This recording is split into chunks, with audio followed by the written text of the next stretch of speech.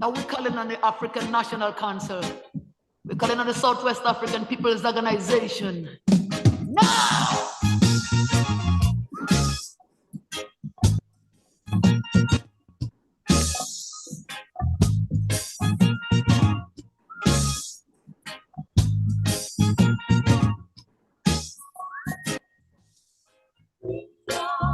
Hundred children die.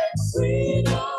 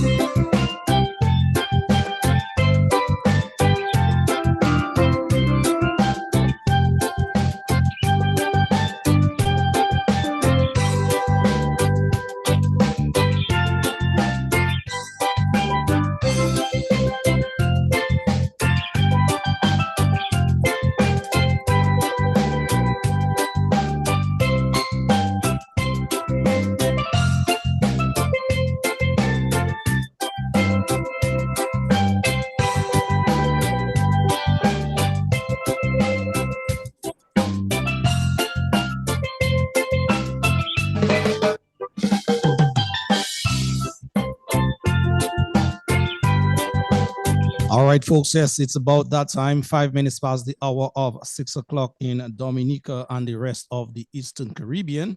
Let me say on behalf of Civic Vibes at this time, a special greetings and welcome to all of you locked in already to that space, that program that is aired each and every Sunday from 6 o'clock. We took a little break for the carnival, celebrations, but yes, we are back and we are ready to go with that your much needed information each and every Sunday from the desk. Compliments the good folks from Civic Vibes. So tell Lou to tell Sue, tell Paul to tell all that, yes, the program is on and they too can participate in the program therein. A very, very special guest indeed with us this afternoon, gracing us with a presence, I must say. Not the first time, will not be the last. Miss Burton, Eileen Burton, cultural guru in Dominica, cultural icon in Dominica. She's here with us and she'll be having a much needed conversation with us surrounded Carnival. You know, we just had the celebration. And so she will be putting a spin, a perspective, what she think or what she thought of the Carnival celebrations we just concluded here in Dominica. Folks, today being the 1st of March, 2026, and so we are welcoming March as we speak. The year is slowly but surely slipping away already. We are into the quarter of 2026. Those of you who are celebrating, those of you who are grieving, whatever emotional state you're in at this time, we at Civic Vibes, we share that state of your emotion with you, and we just ask that you keep holding on, keep hanging on in there indeed. It is 7 minutes past the hour, and without saying much more, let me move across now to Alvin Thomas for his opening welcome, as it were. Alvin, greetings, my brother, and welcome. Yes, thank you, Lofty. Thank you. I appreciate. Let me join you as well and say a pleasant good evening to all our folks who have already logged in into the Civic Vibes program. And as you rightly indicated, we were on a little hiatus, as they might say, given the carnival season that was running. So we missed 1 or 2 programs, but we're happy to be back this Sunday. And as you indicated, we'll be having a very interesting conversation with a very well-rounded cultural icon in Dominica, I must say. Someone who's been around, who has seen quite a few carnivals, I must say. Not just see carnival, but herself have participated in carnival. So she was not just a spectator. She was an active participant in carnival. And I know she loves the carnival like you and me, Lofty. I love my carnival as well. So we're happy to have Miss Eileen Burton with us this evening to discuss that. But as you rightly say, Lofty, we're having that conversation within so much is happening in the region. So much from the economic front, the social front, the political front, the regional front, international front. I mean, we just had a very big meeting held in St. Kitts with the heads of government on the 50th meeting of CARICOM, where all the members and associate members were present. That was historical. Everyone was there. And I'm sure culture was one of the areas I would imagine that was mentioned. And there were a lot of cultural performances taking place there. And as we speak, there's a huge war that's declared now between US, Israel, and Iran.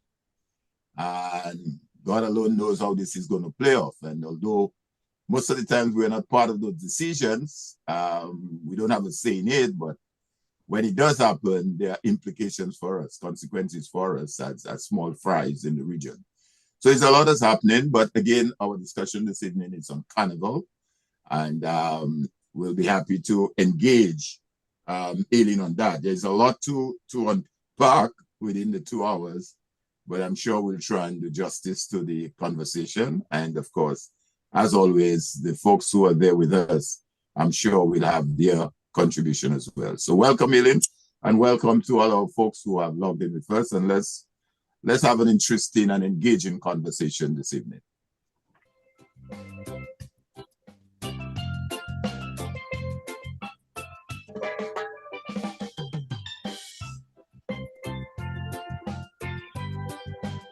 What is Carnival without pan? Huh? The pan music, sweet steel pan music, huh?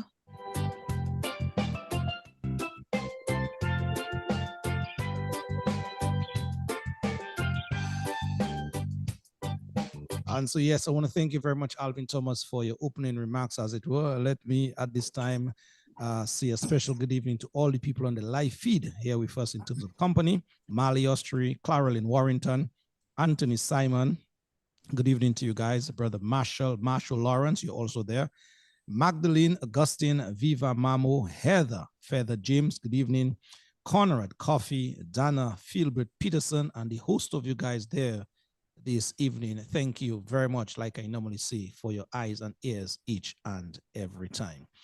The numbers to call into the program sometime later when those lines are open, they are 615-9470. Again, I repeat, 615-9470 and 245-2396. These are the two designated numbers to call into the program that you're about to participate in, just in case you want to make a comment or a suggestion. All right. Those of you on the good old Facebook live feed, good evening to you. The YouTubers, good evening to you as well, in a very, very special way indeed. So all we ask now is that you keep it locked to the spot that you got. Make yourself very, very comfortable at this time as we're about to delve a bit deeper into an all-important program with none other than Miss Eileen Burton indeed.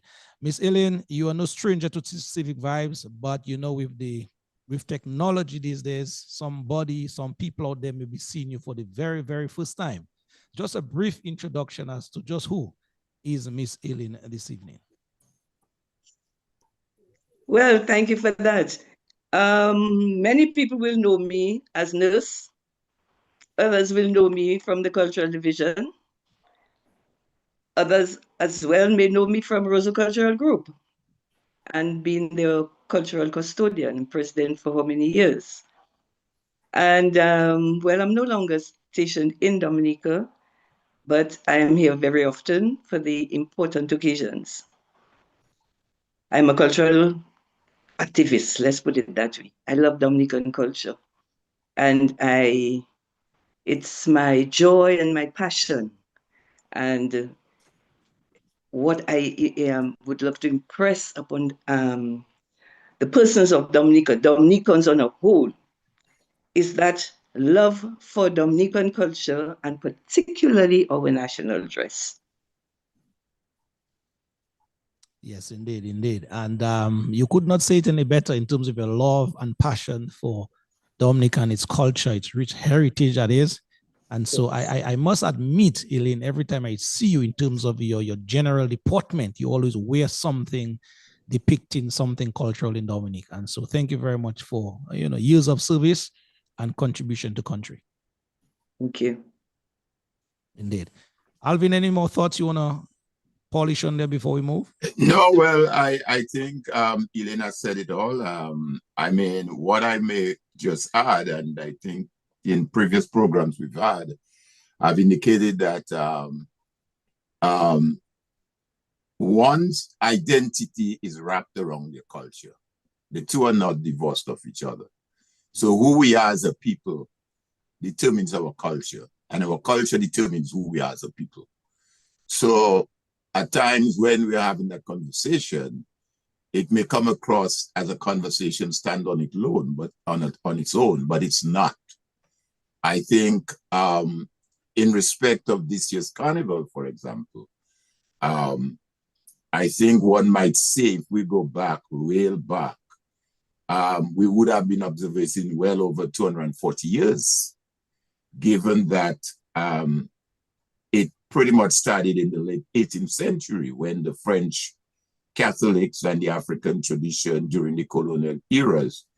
Late in the 1700s, you had the French Catholic settlers introduce what they call a pre-Lenten masquerade ball and balls, and that the enslaved Africans held sacred celebration.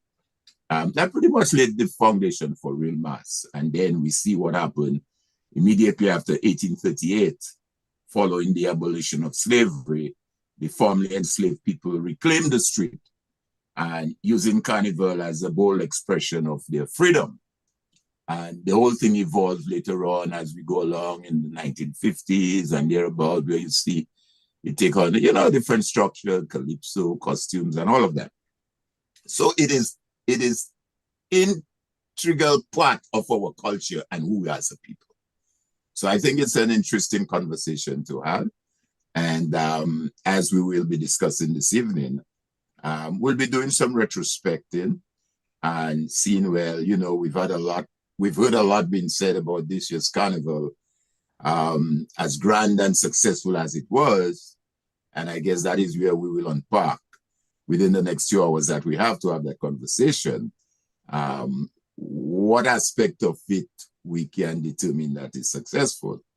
And maybe some of the areas, of course, we will, we'll look into as we have that conversation with Aileen and yourself and the rest of the guests is, are we doing better? I mean, what aspect we may be missing? What of the community participation? You've heard all of that. Is it just a Roseau thing or is it a thing across Dominica? Is Dominica the real mass? Or are we losing that to what obtains in countries like Brazil and all these bikinis we see in Roseau? Sometimes you have to have real dark shades, Lofty, when you're during Carnival, because you sometimes don't want to look too closely for fear that you might be accused of something, you know? What about the traditional Carnival and the visibility of traditional mass this year? Did we see much of that? And of course, the economics of Carnival. I mean, is it something where people benefit from it? And what about the youth and the cultural transmission of Carnival? Because I heard it said just yesterday, I think it was on Connecting the Dot on DBS, the director, the CEO of Discover Dominica Authority said that this year, unfortunately, they did not have that many school bands. And part of the problem had to do with the sponsorship or something like that. And then, of course, like everything else on our program, we always look at provide some constructive recommendation, what we would, like to see as recommended some way, as a way forward. And hopefully we can close with some reflection in terms of where we are and how we're going to move forward. So that in a nutshell would give us the framework within which I'm sure we can have that conversation. Yeah. All right, Alvin, thank you very much. You really and truly give us much food for thought there in terms of your opening remarks here. Let us just ask Miss Aileen Burton now to come in and chime in. Aileen, you heard what Alvin said in terms of that broad perspective, different areas, different aspects of the Carnival celebrations in Dominica. You, Ms. Burton, have seen, you have participated in a number of celebrations before. You also witnessed, I believe, this year Carnival. And where and how, Ms. Burton, would you want to start with first, your input this afternoon as it relates to the topic at hand, looking back at Carnival 2026? Well, thank you. Alvin used the word better. And better is, to me, relative. It's subjective and it's relative to the criteria of Carnival. What are the objectives of Carnival? What are the objectives of Carnival? Now, when we use the word better, the traditionalists will tell you spontaneously, oh no, in our time it was better, because they knew a different type of Carnival, or masquerade, should we say. The youth might say to you, oh, it's great, it must have been better, it's good. And that's because they don't know anything else. So we need to look at the criteria. What do we want from Carnival? What are the objectives of Carnival? Because before it was something local for the local people, and it was a time when we relaxed and enjoyed ourselves, let our hair down, and we were most of the time incognito because we wore masks. So it was really a time of letting the hair down. It seems to have taken a shift, and it seems to have a more economic look at the moment. And it seems to be from being clothed or being, being clothed, fully clothed, to exposure now. And I refer to it as being undercover. Traditionally, we were undercover, and now we are whistleblowers. Nothing is left hidden. So you asked Anne to tell John to tell so. So I am saying, in the true Creole fashion, Tara tell Tara tell Tara to come to listen to this program so that we can have interesting discussion. I would particularly like to hear from Discover Dominica Authority, Carnival Planning Committee. If there's any member listening, please join us. The church, very important, spectators, participants, and organizers of groups. Because we need to define the state of Carnival in Dominica now. Has it moved over completely from being an event for locals to an event for tourists? And what are the benefits of that? Can we reach a happy medium, or do we have to move over and follow the crowd? I think Alvin mentioned Brazil and Trinidad. Are we trying to compete with them in terms of costumes? He also mentioned the fact that the children did not have sponsorship. And I'm wondering whether the schools really need sponsorship. There are so many, there's a lot of waste, and we need to recycle waste. And the children need to do that so that they don't put more expense on their parents. You recycle waste. And probably all you would need to ask from the sponsorship personnel is probably glue, you know? So I really would like to hear from persons listening as to how would they describe it? Is it better than before? Let's start with one of the Yes. key points, Aileen, that you touched on earlier. Is our celebration here, is it for the locals or for the tourists?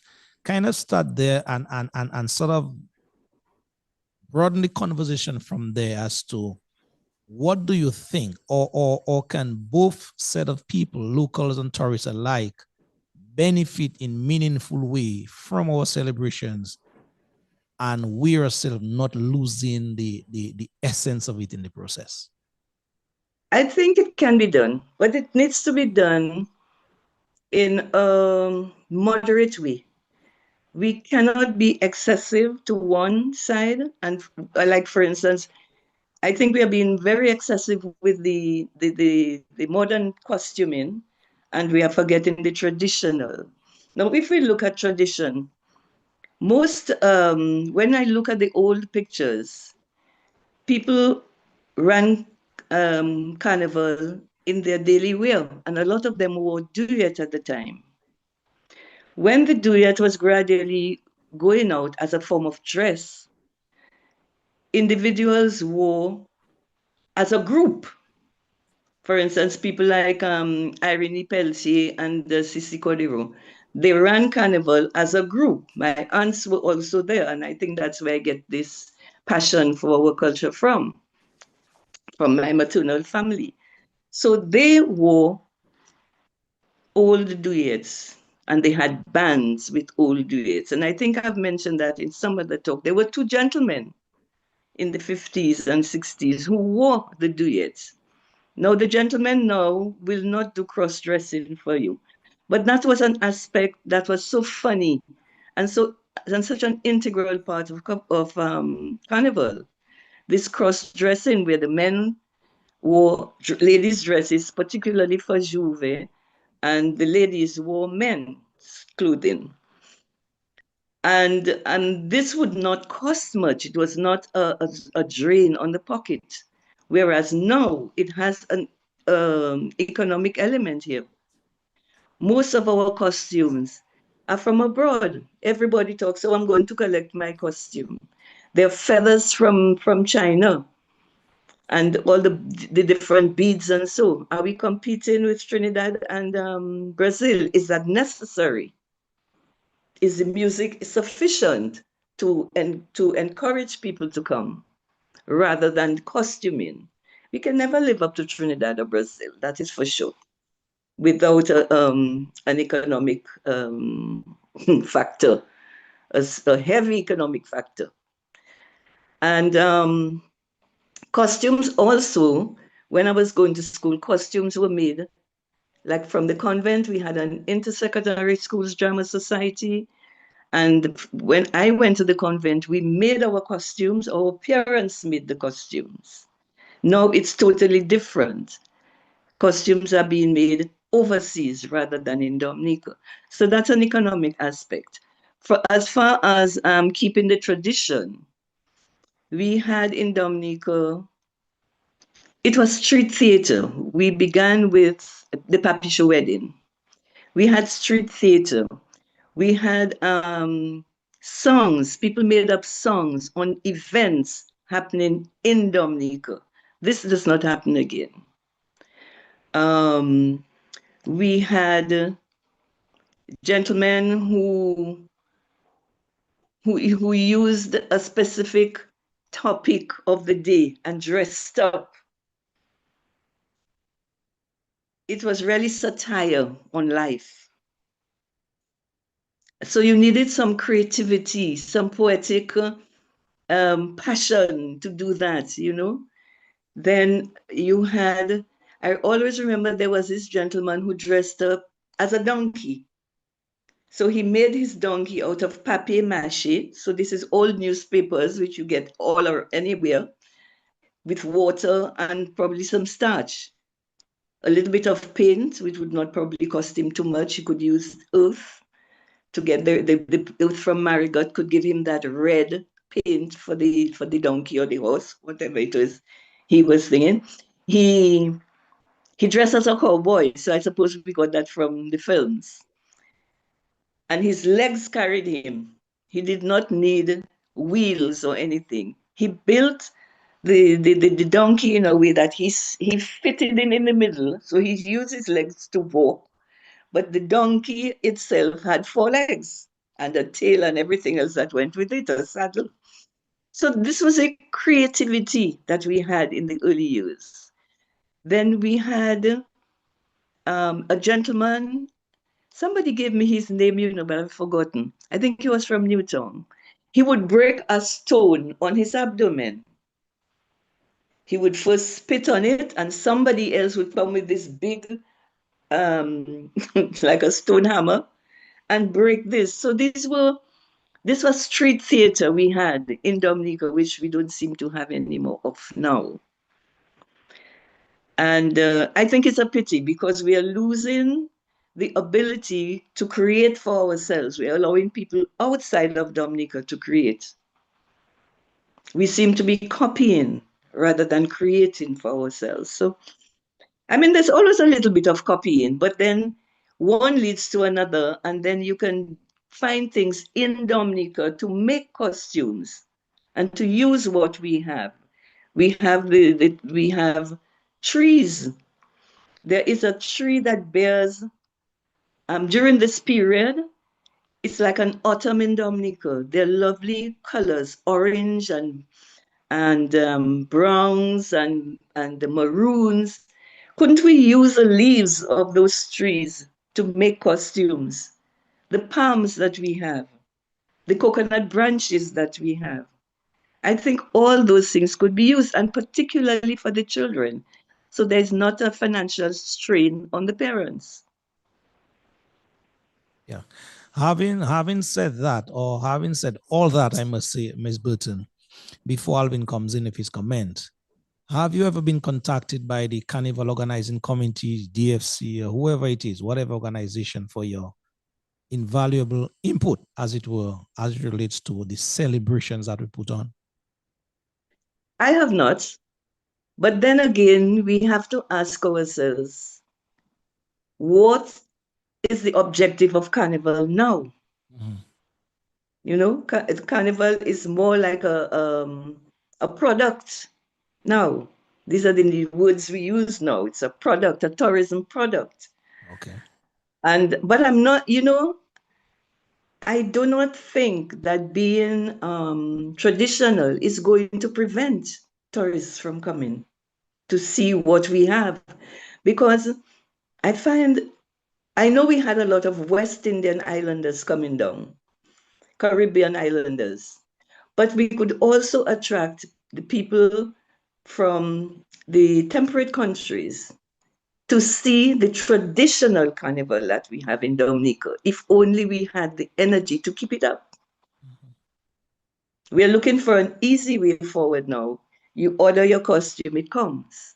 Whereas with the traditional, you would have to make it, and probably this is where the cultural division comes in, where workshops are held at the schools for the children. I don't think it would be very easy for loads of buses or school children coming down to the cultural division, but the officers can go out to them, showing them. And there's so many things that are found on YouTube as to how to make flowers, how to plait to get the hats. There's there's so much that's available on YouTube. This can be done. So the children remain in their schools. They have like what we call a mass camp and produce those things, plait their skirts. Even banana, the stalk of the banana is used so much now. In Africa, they're making wigs from the banana stalk. The big thick part of the banana tree, the Yes. fig tree, they're making wigs from it now. So we can learn from them, apply it to us, make our skirts, make our wigs.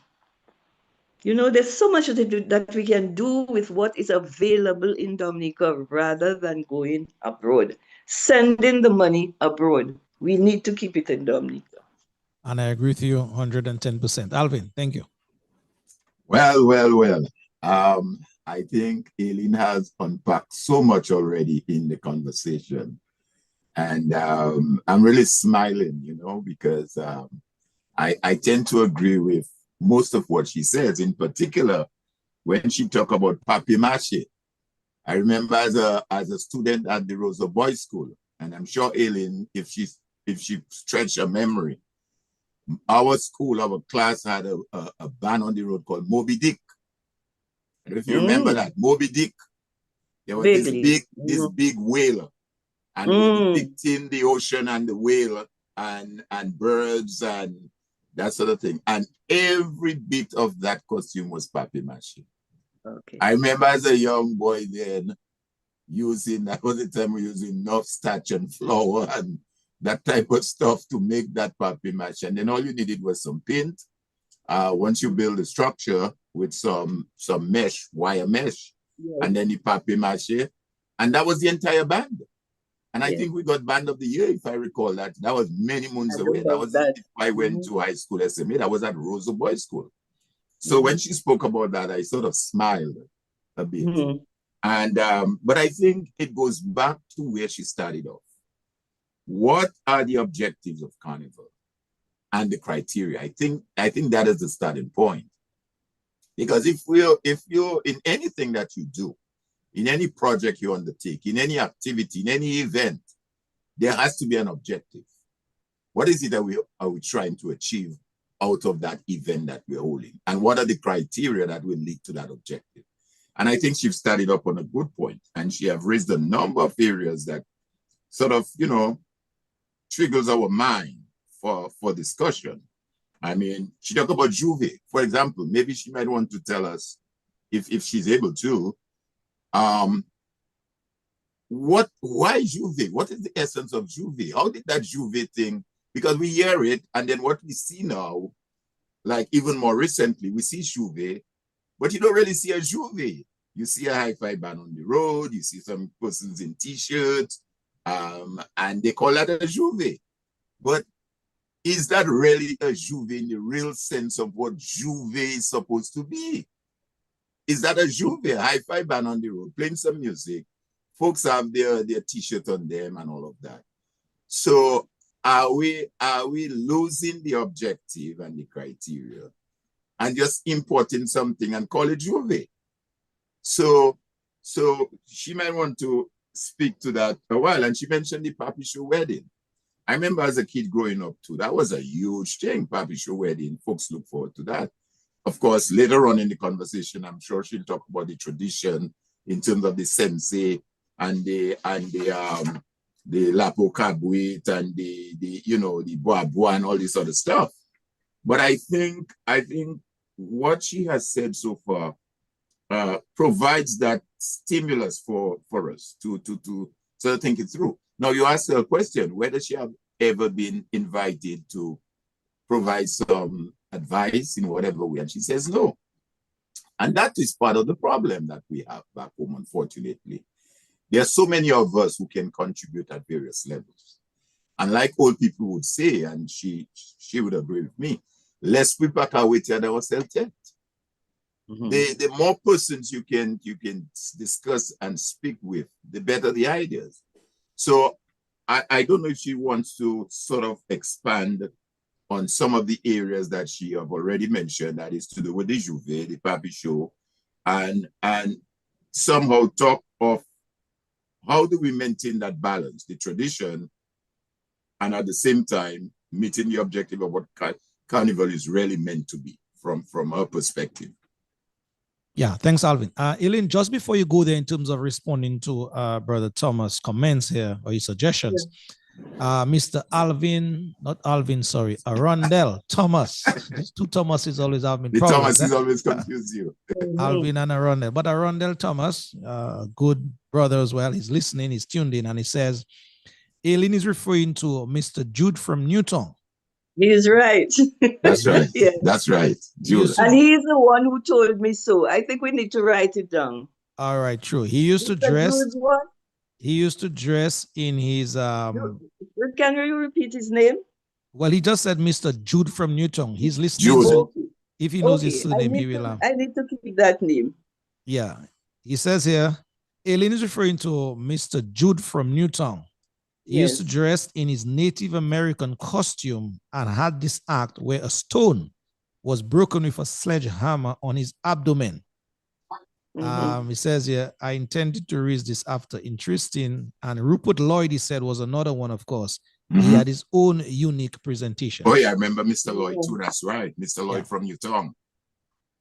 Yeah, so Alvin is just, Arundel, sorry, just confirming some of the things that you spoke of before. Thank you, Mr. Thomas, because he's my memory as far as that is concerned. When the last time I was on the radio, he also gave me the name. True. And I didn't write it, so I'm very happy that he's listening, and I hope we have some feedback from him. True. So let's go back to Juve. Now, Alvin, Juve is Trinidad. So don't mix up the pronunciation. We in Dominica say Juve. Okay. Juve is Trinidad because they're not used to the patois. We is Juve. Juve. Juve. Juve. Juve.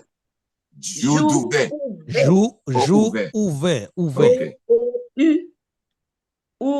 O-U-V-E with a grave accent. So that is Juve. Don't let us not confuse Trinidad's Juve. Yeah?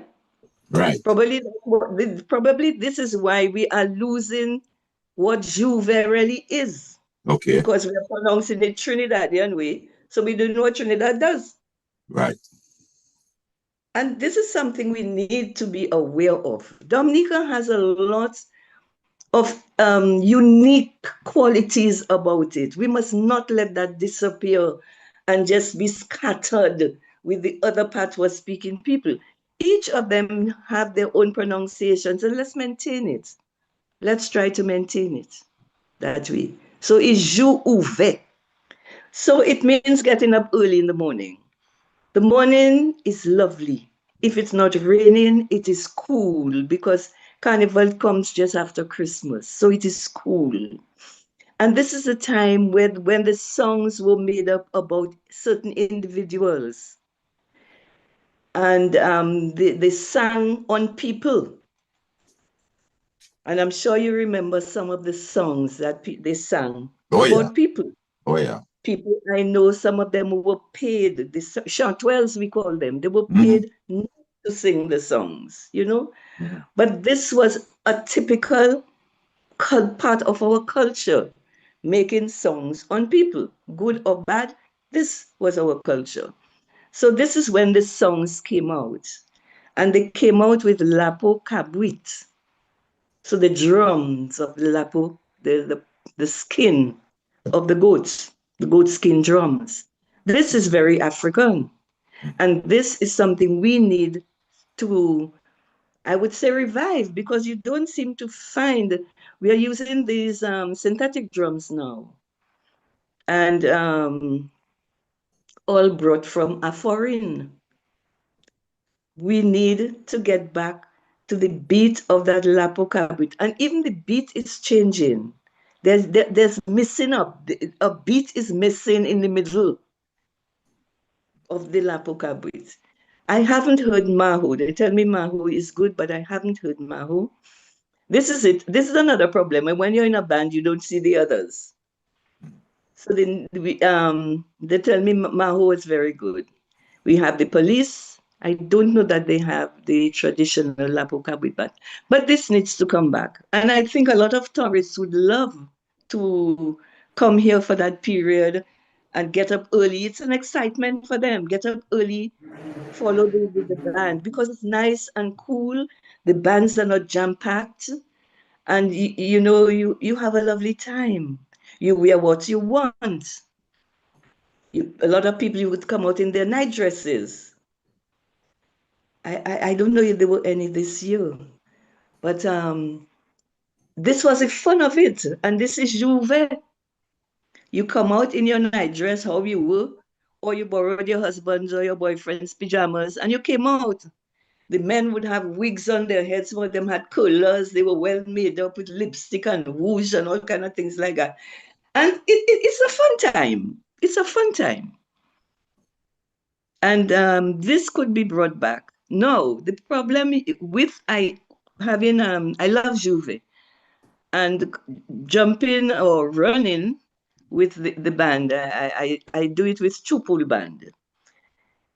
The problem we encounter is that you don't hear our voices because there are other bands with loudspeakers and hi-fis. So we start off well, we sing well, and we get warmed up. And as we're going down, but then our voices get drowned out. And So by the end of the lave is not there. The the lave way, so we have a chantuelle and a lave way. And by the time we finish, I don't have voice again because, it's no longer effective because the hi-fis just drown us out, So that's a pity. I don't see why hi-fis are out at that hour of the morning. I don't know, because waking up to the Lapo Kwabit is so gentle. It's so gentle. I remember I was just telling my friend, my godson was with me, of blessed memory. He was with me and he said, Nenen, Auntie Eileen, the band coming down, the band coming down. But it was soft. He wasn't afraid. He must have been about 4 years. He wasn't afraid. But when you have that loud music blasting in your head, we don't think of the elderly people. We don't think of the nurses on night duty. We don't think of the children. We don't think of anything but ourselves. So this is another area which is very important. We need the Lapo Cabuit can stay out till about 7 when the sun rises. Then allow people to go home, because 4, 5, 6, 7, 3 hours, 4 hours is enough. It's enough. We can wait till. So Miss Britton, I'm hearing you speaking, and I'm trying now to be in the minds of and the thinking, the thought processes of some of the other people. And they may be saying, but Miss Ellen is saying some things that make sense. But what about now catering at the very same time or some time allotted to these younger people, I must say, who would want that big banging in their head. How do you juxtapose these two situations? You know, okay, we can think of it this way. Being roughly woken up from your sleep is not good. Okay? And you think, it's not good. And you think the hi-fi and you think the hi-fi systems does that? You are a nurse as well. I like that. I like that response. And you have to look at it from a health point of view. No, if you find the Lapocarbit will wake you up gently. You have your little coffee. You look at them. That is something that could be done too. People could be serving coffee whilst Lapocarbit is coming on. It's, you know, there is room for so many activities with the Lapocarbit. Give people time to go home and dress, have breakfast, and come out with the bands at 10 o'clock. But I understood, because I was not able to see everything, I understood that the streets were empty. By 10 o'clock, streets were empty. Yeah, that's true. You know, and the band started late. It started to come out late. So I'm asking myself, and I would like somebody from the Carnival Planning Committee to come on, you know, when comment time is on, when the lines are open, to tell us whether they were satisfied with the fact that the streets were empty at 10 o'clock. What has prevented people being on time? Is it that we have too many activities the night before? And mind you, when I saw the calendar for Carnival, I said, wow, there's not a day where there's nothing happening. Not a day. I'm sure the diaspora like that, but we have to be logical. We don't have a very big population, and it's the same people doing the same things. The same drivers, the same players, the same musicians. We need to be mindful of that. So I'm suggesting, I mean, you can say, oh, Aileen is talking rubbish. Many people may say so, but it's a suggestion. Have the Juve with only Lapocarbit. Give us till 8 o'clock. Let us enjoy ourselves. Let the old people wake up well in their beds. Let them have their coffee. Let them listen to the Lapocarbit passing. The children, if you find the noise of the hi-fi is too strong, you have the time to dress them and bring them out. Take them to a neighbor's home in the country or somewhere, a family home. Take the old people out of town if the noise is too much for them. It gives us time to do that. We have to think of other people. We cannot just go with the crowd and what they want. Everything needs to have a borderline. Everything has to be, as they say in Guadeloupe, encadré. It has to be kept within limits. It's like a child. You have to put boundaries. But then, Elaine, what about, and let me do some pushback. The pushback now is that the young folks will say, well, Elaine, that was in 1718 or 1820, what you're talking about. We're now in 2026. And again, it goes back to the earlier statement that you made. What is the objective of Carnival and what are the criteria? So they might say, well, hey, Miss Burton, this is 2026. Now it's bouillon season. That is the music for bouillon. We can't play bouillon Lapocarbit. And again, if the intention of Carnival is to generate how many persons come to the country, so we want to look at numbers, how much money we make as a result in terms of tourism dollars. If that is intention, and then that is what the young folks from St. Lucia and the rest of the region want, then where and how do we strike that balance in terms of what you're saying? Now, granted, and you live a lot in Guadeloupe and Martinique, and we know the traditions there. That's something we might want to touch on a little, but I'm not sure they want this hi-fi music. They come more for that traditional aspect of the mass.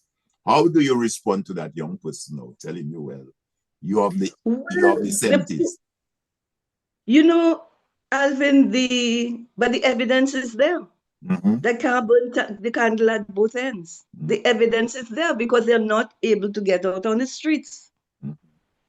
10 o'clock, the streets are empty. So it just shows we're human. We are not machines. And even machines break down. It's a time where energy is spent. You're dancing. You're rolling your bottom. Your hands are in the air. You are drinking also. And you're keeping late hours for the amount of activities. There must be a time when the body breaks down and it needs to rest. Some people will go to Fort Young and follow the Juve bands around the road and go home. But and the noise tires you as well. The noise tires you. It is also not healthy. The decibel. The what? I said the decibel. Yes, the decibel. Yes, it's not healthy. So this is what I'm saying. You can allow the parents to bring out their children away from the home if it's affecting them. You can allow the parents to bring out the children, but they must wake properly. They don't want to be disturbed in their beds with windows and doors rattling. The house vibrates. If those in authority are not concerned, I cannot do anything about it. But there is sufficient time for the bands to come out and for the people to jump, according to Dominicans, their stomach full. They are allowed to jump. There is sufficient time. We just need that quiet period in the morning. That's all. Now, what about the steel pans? The steel pans was another nice awakening. No steel pan. What is happening to steel? If we want to follow Trinidad, then we need to get steel pan as well. Yeah. We can't just follow them in costumes. Yeah. Yeah. Take the good points from Trinidad and have a good steel pan on the road. Our children being taught to play the steel pan? Are they being taught to play the lapo cabuit? Are they? And I think this would be, this would bring in money because, you know, the people from Europe and these places, they can go to Brazil to watch Carnival and it will be much better than ours because they have numbers and they have the money to supply the costumes. And they must more, the costuming is much more lavish. So we need to be different. We need to be unique in something else. And why not our traditional dance, our traditional bands? So would you therefore say there then that if we place our focus on what's traditional in terms of our lapo cabuet, even the satire and the masking of the songs and how we do it, the steel band, all of what you said, that of itself can be so attractive and well packaged that we would still be able to generate the kind of revenue that we want out of Carnival. I think so. I think so. I have to be proven wrong, but I think so. I think it would make a difference. Like, for example, in Martinique, the French Islands, there's nothing happening on a Monday, or I think Monday has a little bit of Juve, but nothing happens during the day. It's not even a holiday. The shops are open. But Tuesday, there's nothing in the morning. And the bands start from, they say 3 o'clock, they say 2 o'clock. It doesn't start, it starts later. But they say, and it's enough for them to and they don't do 2 rounds, eh? There's so many bands. By the time the last band comes, it's about maybe 11, 12 o'clock. And everybody goes home, except for Vaval, where the thing is burnt on the beach, and that's only on a Wednesday. But the mornings have nothing, and they're quite content with just the afternoon parade. Yeah. Now, something else I would like to talk about is the darkies and But the red ochres. Miss Ellen, just before you go to the darkies, let me tell you some of the, or at least one of the sentiment I'm hearing coming from the revelers during Carnival time, based on the last point that you just raised. Yes. Persons are saying basically that Dominica's carnival, Dominica's celebration is one where it is only party after party after party. It's like some people are, especially the foreigners, they are saying, they're posting reels, whatever it is, that hey, when you come to Dominica for carnival celebrations, be prepared to get a workout. And these people are basically saying they don't know where Dominicans get that energy. They are that is like a new phenomenon to them. Yeah, that's like a new thing to them. They don't know that. So exactly the point that you're making about where the body needs rest and that kind of thing, based on the sentiments of some of the revelers, it is totally contradictory to what you're saying. And again, it stems back to the point that you started with. What do we want out of carnival? What are the criteria? What are the objectives for carnival? So it will be very interesting now to at least have a convo like we're having with you, with some of the organizers, the planners, the stakeholders, as to their, the stakeholders, as to your thought process when they sit around the table for 3, 4, 5 months or whatever it is, and sort of put that package together. What is the driving force? What do they want to get out of it in terms of the product culturally? That would be interesting. Well, this is why I'm hoping that somebody calls. Well, I will try my best from Civic Vibes end to get somebody on and see how we can, I'm looking forward to that, because we need some interaction here. Yeah.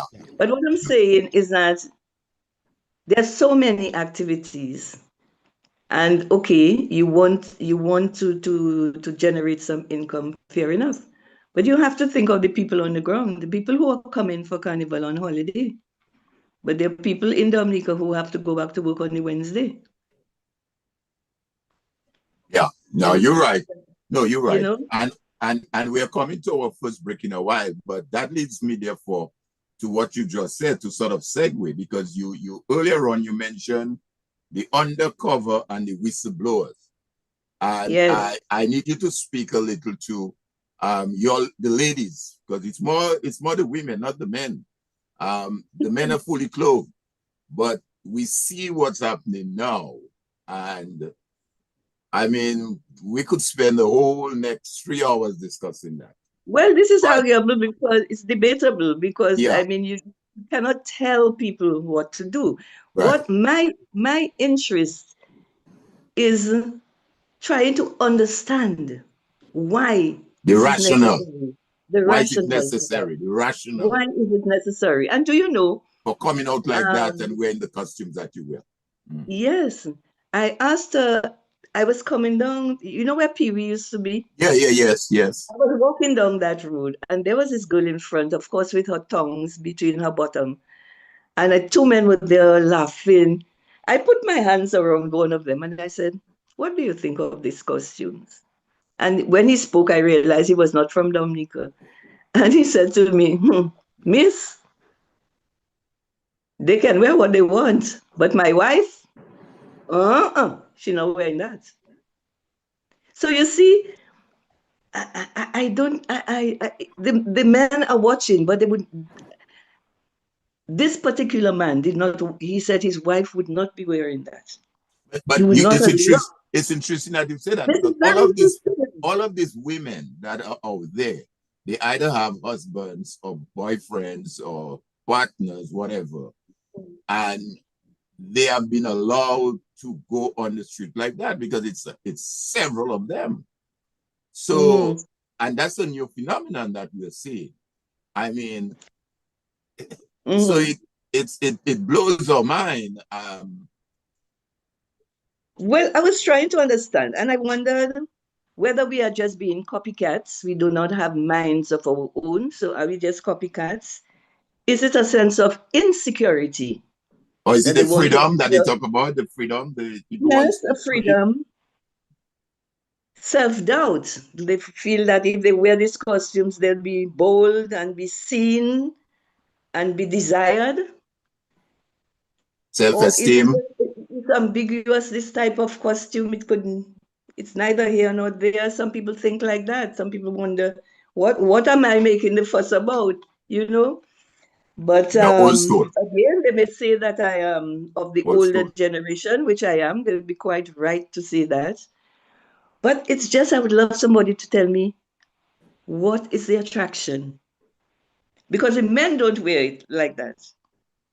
So why do women feel that they need to expose parts of their body that really should be kept covered, I think. True. All right. I would That is really the love somebody multi. to explain to me why. That's the multi-million dollar question. Lofty's going to If you, find Yes. Lofty's going to find that answer for us when we come back. what I can say on that, Alvin, what I can say on that, based on the trend that I've been seeing in Dominica, I can speak for Dominica. There will be one of these days, as Crazy said in song, a clothes-less ban in Dominica, meaning no clothes on there, but join that ban. That is what I'm saying. Mm. That is where we're going. Well, I hope it doesn't come to that, That but is where it's going. the way things are going, it's quite possible. A clothes-less ban. Mm. Let's go. Let's take that break. We'll be back in just a bit. All right.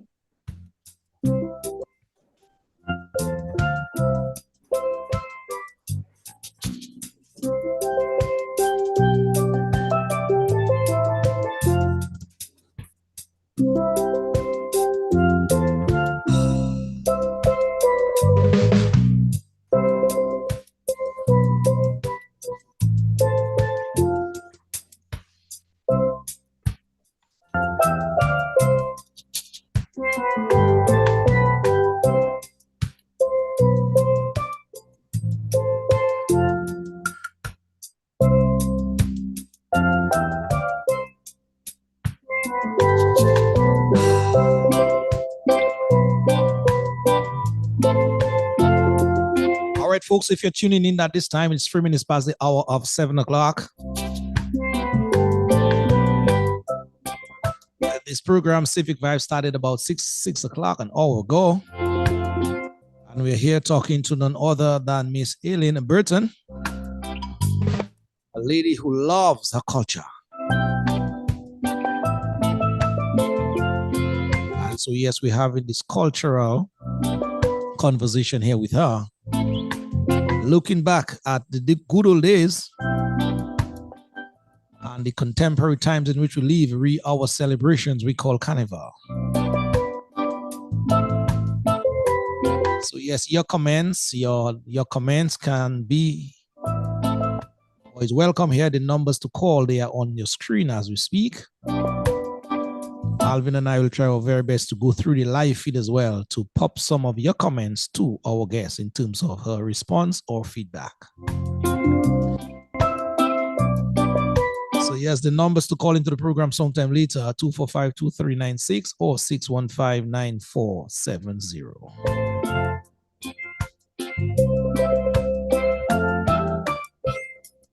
My good buddy from Grenada sent me a message that says, Lofty, this program is very, very interesting.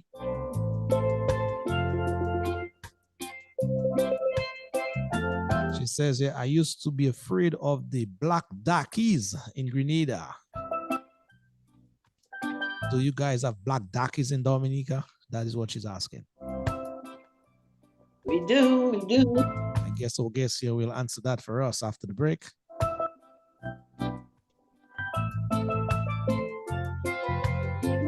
And let's go now to a telephone line. A caller is calling here. Let's see if we can access this caller here. Caller, yes, good evening to you. Welcome to Civic Vibes. Your comments, please. Well, you all insisted that I should call. As a matter of fact, I intended to call to mention some of the exciting things that Aileen was talking about. I want to thank Aileen for being a really formidable, iconic cultural figure in Dominica. Even in the beginning of her life, I don't put the other way, she's really a formidable icon and representative of what Dominica really is about. I want to thank you, Lofty and Alvin, for hosting that program. Interesting. And I as Aileen spoke, I remember the actors he talked about, including she mentioned Mr. Jude. That man is from Newton by my opposite Baba Hillen. And he had his Native American costume, as I said earlier, his Indian costume, and he danced, and he had his glitters, his mirrors, his feathers, hats, and so on. You know, every carnival, and the breaking of the stone, and abdomen was one of the things that happened. And of course, Mr. Rupert Lloyd always had a presentation. When we met Finez, and he had Keystone and Pakistan, and he played a Ligogin, a saw, a rip saw, or cross-cut saw, and he played various tunes with a saw, a Ligogin in Rose, which was exciting stuff, these side acts and all that. And there was also an act where a guy was in a coffin, and he got up from the coffin as if the dead was rising, and he ran, and the opposition was scared. So all these acts existed at the time. And there were 5 different types of sensei costumes. But before that, let me start with the bottom. There was this pie fig sensei, and that was for Juve.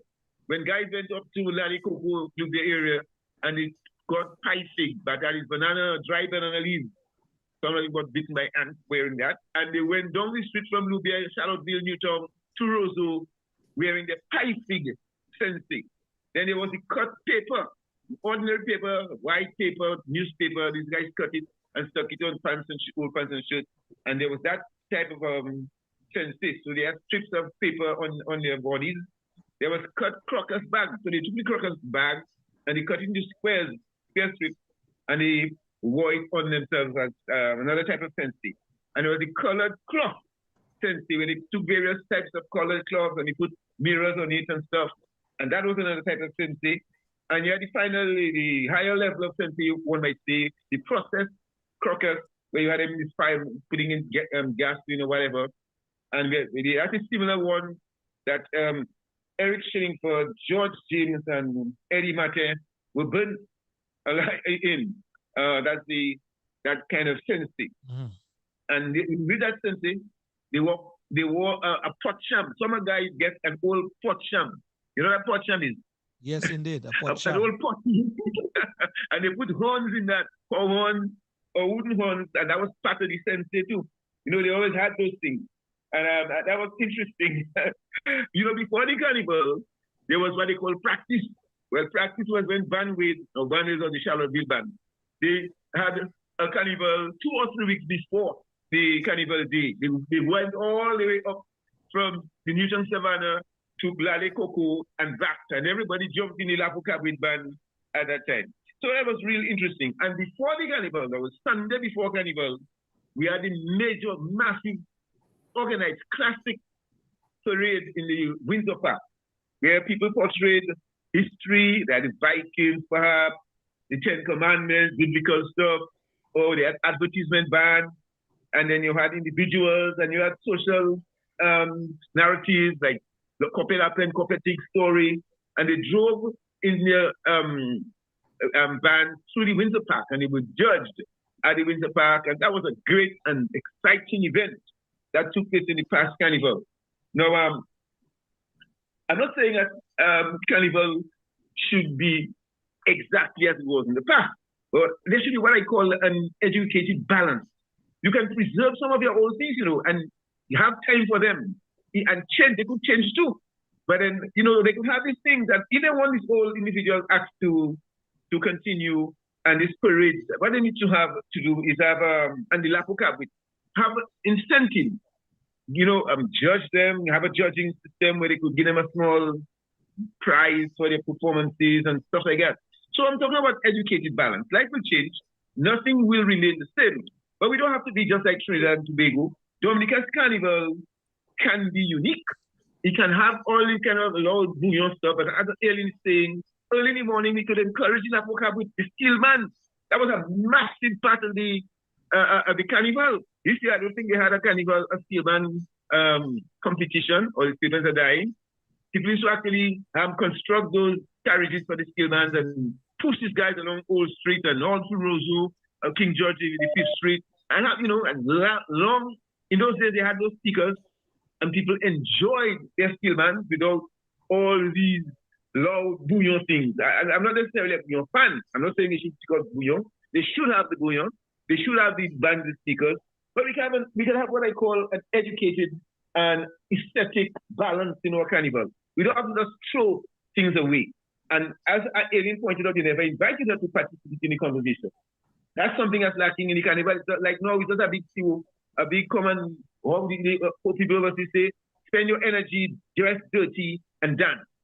But there's no sense of organization, aesthetic in the carnival. Thank you for that long presentation, for allowing me that long presentation, Lofty. I love the program. Thank you, guys. Thank you, Aileen, so much. You look great. Take care of yourself. God bless you all. Thank you, man. Yes, brother. Thank you. Yes, brother Thank Thomas. you, Thank you Arundel. very much for your very Thank educative you, Arundel. contribution here. Indeed, we Yes. appreciate that very, very much. Yes. Yes, guys, we're back. Yes, It's thanks, Thomas Arundel. Great, Thomas's great comment. intervention. Great Any intervention. comments from you guys? I Yeah, saw it. well, You let were me- taking notes. Yeah, well, like I said earlier, Lofty, I mean, there's so much to unpack, and maybe we might even have to bring Aileen back again. I'm sure she's part of the Civic Vibes family.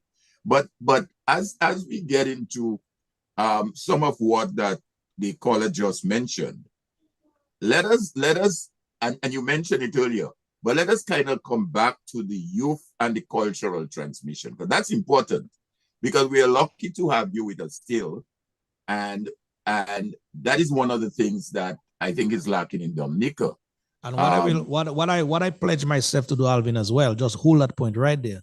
I will try my very best to get a younger person there with us on the panel, Right, so that we can hear from them directly as to some Yes. of what Aileen is saying. What are the Absolutely. thoughts as a young person? No, absolutely. One of these bouillon young men or Absolutely. young women. Yeah. So I'll try my very Absolutely. best.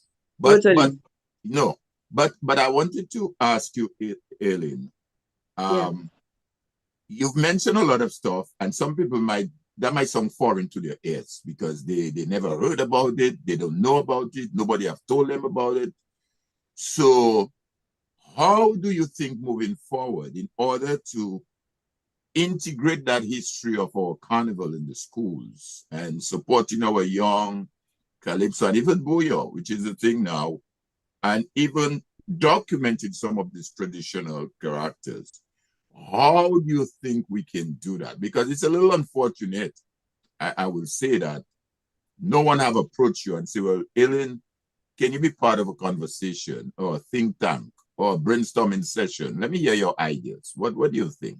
And not just you, but other persons like yourself, because I'm sure there are a number of other Dominicans around, both in and out of Dominica, who can contribute to that conversation. How do you see us doing that? Because again, let me try and say that if you do not know your history, then you don't know where you're going as a people. Yes, Alvin, I quite agree with you. I think this lady from Kenya, I've forgotten her name, but she's an African intellectual. And she said if a country does not have a history, they are still savages. They're still slaves. This is the word she used. We have a history. So therefore, if we don't have a history, then we don't know where we are. We can follow Tom, Dick, and Harry. But if you have a history, you can tread your path where you want it to take you, okay? Because you have a history, you know the past, you know what has happened in the past, and you don't want it to happen, or you want it to happen again. Then you can tread and, make your path, okay? But if you do not have a history, you don't know where you're going. All right, so this is one. As another question I want to ask, and I want to throw to the public, apart from Dr. Lennox Honeychurch, who has written books which will describe masquerade, and there's other individuals who have written about specific incidents of carnival and masquerade. Is there any other Dominican who has found it necessary to do research, get photographs, and to write about carnival with the groups that we had, what carnival was all about? Has any Dominican done that? I mean, Dr. Lennox Honeychurch gets so much criticism, but I thank God every day that he was born in Dominica, because of him, we know a lot. He's writing facts. Has anybody, any student in Dominica who is doing arts, not the plastic arts, but arts, anybody done research on that? No, I have not seen a book, but I'm throwing it out to the Dominican public. You know, Dr. Honeychurch gets criticism, but please let a Dominican, a colored Dominican, write about its history and carnival. The other thing I want to point out is that the Cultural Division has a research center, and there are photographs of the different types of sensei placed there. Now, whose duty it is to bring it out to the public, I do not know. But I am throwing it out to the public and those people who want to do research to go through the black and white photographs, because I looked after research and documentation when I worked at the Cultural Division for 10 years. And I tried to keep things in order. It has been taken over now. So the pictures I know are there. Somebody needs to go and find them. Somebody needs to go and make use of them. Making posters, maybe. Look, the gentleman who spoke about all the different, types of senseis. But I find comparing Dominica with the French islands, that energy is not there. That energy is just not there. And I don't know what is the reason for that. Because in Guadeloupe, when you see the bands are on the road, those traditional bands, and they're masses, man, thousands of them. And they does that include young people as well as young people, old people, all people, mix. all generations. You see the young children, they're being trained. Okay. They're being taught to play the lapokabwit. All the children, and their names, there's one, they call it Saint Jean. Their names to the lapokabwit. Have we lost it? I don't know. But what I'm saying, that energy for carnival is there. When you see they go down the road and they decide everybody's in white like the tuatu that we wore in the 1600s. They're wearing it. They have pot shams with, I don't know what they use, but it might be gum. And they set it alight. Everybody's going down that road with it. And they're not looking back, you know. We are not looking back. They're on their way down. And I mean, that energy is there. Dominicans can't follow them, man. That energy is there, man, and they're moving down the road.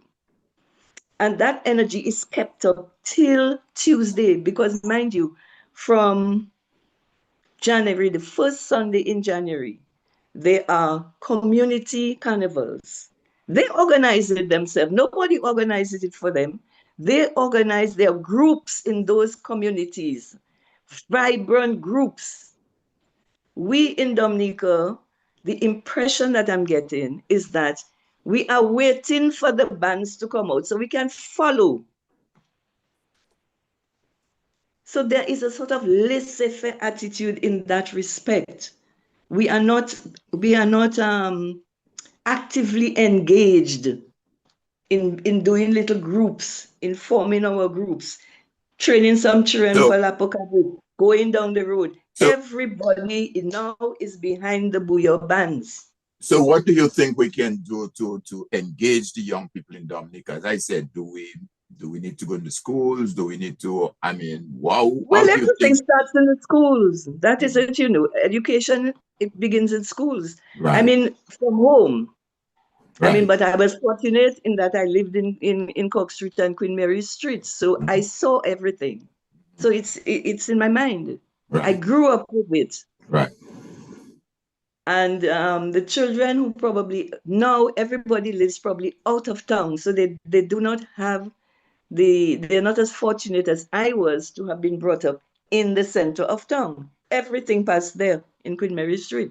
So we have to, as adults, this is what I like. I like educating.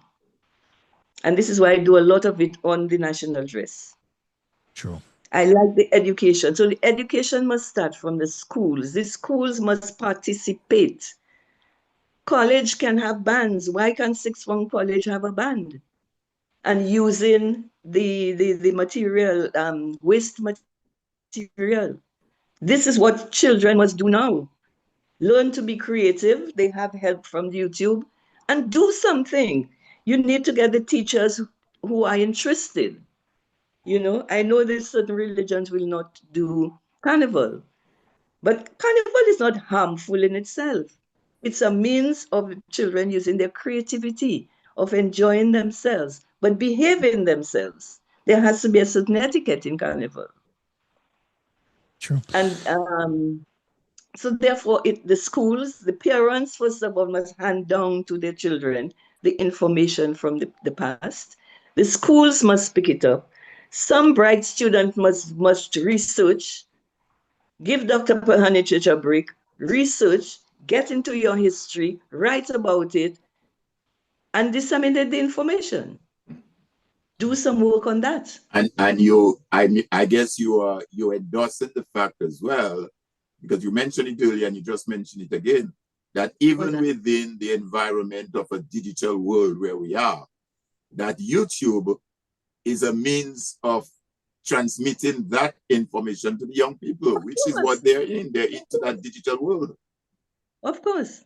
It is a means of getting the positive aspects from YouTube rather than the violent aspects. You know? Yeah. We all have choices in life. And if we choose to go the wrong way, I'm sorry, but there are very positive things on YouTube, and we can use them to our benefit. And this is where the schools come in. We cannot only dwell on academics because we are not all brains. There's certain children who have the ability to create. And this is where the potential, they are allowed to develop that potential. There are those that they can make up songs. They can compose songs. The teachers can help them get, little Creole songs. Make it up. The artistics one. There's so much that can be done. We cannot just insist on academics all the time. Yes, it's important. I'm not saying it's not important, but there's so many other little things. I mean, Alwyn was with us. Alwyn was at school. Alwyn was not a teacher when we had the Intersecondary Schools Drama Society.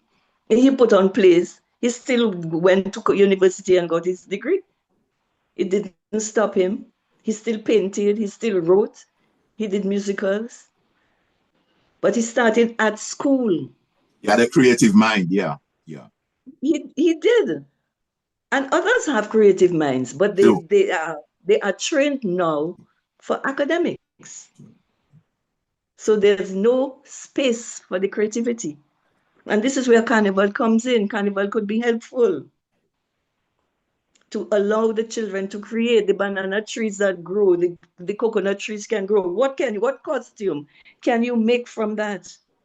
You have the cotton balls sometimes that thing. What can you use it for? You have the bottle caps. What can you use it for? The forks and knives that you get from Kentucky Fried Chicken. What can you use them for? Can you not make a headpiece and paste them on and paint them colors? Why can't you do that? I know time is going, but I want to speak about also the practicalities of putting boundaries for Carnival. Think of the hospital. Ms. Burton, just before you go there, we have a number of people who have been asking questions or making comments. They too are part of the conversation. We always cherish their feedback. So let us get into some of the comments, questions, and sentiments, and then we'll get you to expose. I'm looking forward to that. What you were going to say to us in just a bit. A question here to you is from someone listening and watching. Says, what would you say to, and they're asking you the question directly, Mrs. Burton, what would you say to someone who thinks that nowadays Jeu Ouvert, as you said, is nothing more than a big street party with a sprinkling of the culture? That's the first question on the table. I'll get to the rest in a while. Okay, it's a big early morning party. It's a big street party with a sprinkle of culture. Well, I don't know what she means by a sprinkle of culture, because I mentioned these parts. I said that you get up in the morning. It's a traditional event. You get up early in the morning. You have your little band, your Lapu Kabrit band. You make up your songs, you sing. But I'm also saying that this is disappearing and should be encouraged. So it's not just a street party. Because we do go down the road singing and dancing. We have the Papi Show wedding. And we're supposed to have, now the men no longer want to dress up like women. They are a bit shy. And I have a photograph, a black and white photograph of 3 carnival icons. Steph Robinson, Pyro. Steph is of blessed memory. Pyro and hey, what's his name? The name will come. That's my age. Another gentleman. 3 of them, well dressed up as ladies going to Papi Show wedding. And nothing but thought about that. Nobody thought they were queer. But they took their carnival seriously. We have men now who are shy. They don't want to dress up as women. I suppose there's so much there's so much talk about what do you call them again? These not pedophiles, are the homosexuals. I suppose there's so much LBGQT people. Exactly. There's so much information and talk about that. They no longer want to do it, but that was part of the jour ouvert. You came out in your pajamas, the men dressed as women and the women dressed as men. I did that with Roseau Cultural Group. And we had a lovely Papi Show wedding. Yeah. All our men were dressed as women. Yes. The person who commented or asked you the question about the big street party, basically saying here, she should have explained herself by saying that compared to what is happening now, she just sees it as a big street party with a sprinkle of culture. Well, that's all this is a comment. This is a comment. It's not really a question, because this is what we're talking about. True. All right. Bringing back the Lapu Kabrit, bringing back the songs, and just giving us time on the road. And actually, talking about the Juve, I am suggesting that for Juve, we have what we call a maroon breakfast. So you invite people to the Juve, you go down the road, you have your Papi Show wedding, and you invite them to the maroon breakfast afterwards. Okay. There we are. Somebody take that on. Well, wait a while. Before you go, Lofty, just briefly tell us, what is a maroon breakfast? What you talking about? Well, the Maroons went up and they would have their own, they did their own thing in the bush. Okay. They would have bush tea. They would have, everything that is local. Everything that is local. I'm saying that as a name. Right. You give it the maroon breakfast, which will make it enticing. Right. You invite the people from overseas to come to the reception of the Papi Show wedding, where a maroon breakfast will be served. You can give them sauce, you can give them black pudding, you can give them ginger beer, you can give them coffee. And I'm glad you raised that, Aileen. I know Lofty is going to come with the other question, but I'm glad you raised that, because I was in Dominica for last year's Creole Festival. And I remember when we left the park, the wee hours of the morning, like about 6, 7, thereabout. We couldn't find out one place you could go and find something authentic of Dominica, a baked and cod fish, accra, or cocoa tea, or nothing like that. Nothing. And I think the same thing, I heard the same thing for Carnival, that people, when they maybe finish that their jour ouvert, that they're nowhere open, that they could go and have a breakfast or some coffee or some tea or some cocoa or some bakes and the real traditional thing. Exactly. So, and that is a great idea that you just proposed. Yes, I and think you it's could have yes, several locations. So because when these people finish for of the last course. 3 hours, 3-4 hours jumping and tired, they want something to eat. They're hungry, they're Yes. thirsty. So But you give everywhere them is a closed, nowhere yes. is open. You give them kakoti, you give them a bakes, you give them Yeah, codfish ginger beer, and turkey bread. sorrel, Yes, barley, sorry, whatever. whatever. And this I think would A catch bush on. tea, yeah, Yeah, yeah, bush tea, of course. This would catch on. yep, So yep, you have it in a little area somewhere around Roseau, and that's it, you know, yeah. and give the people time to go home and dress for 10 o'clock. Because even one of the things I think you might recall we had back then in Carnival, during the street on the parade, you had people doing what is called beignet, if they call it. Beignet, Beignet, they will beignet. beignet. They will find this That beignet. was And traditional. as you go along the roads, you could buy a hot beignet. And Yes, you remember that? yes. I don't want to give up my age, but I remember that as No, a no, young no. boy growing But let up. me tell you, this is why I'm telling you that the energy to maintain the tradition of carnival is not there. Mhm. All people want now is to be behind booyah and have sex Boom, on the boom, boom, street. boom, boom, boom, boom.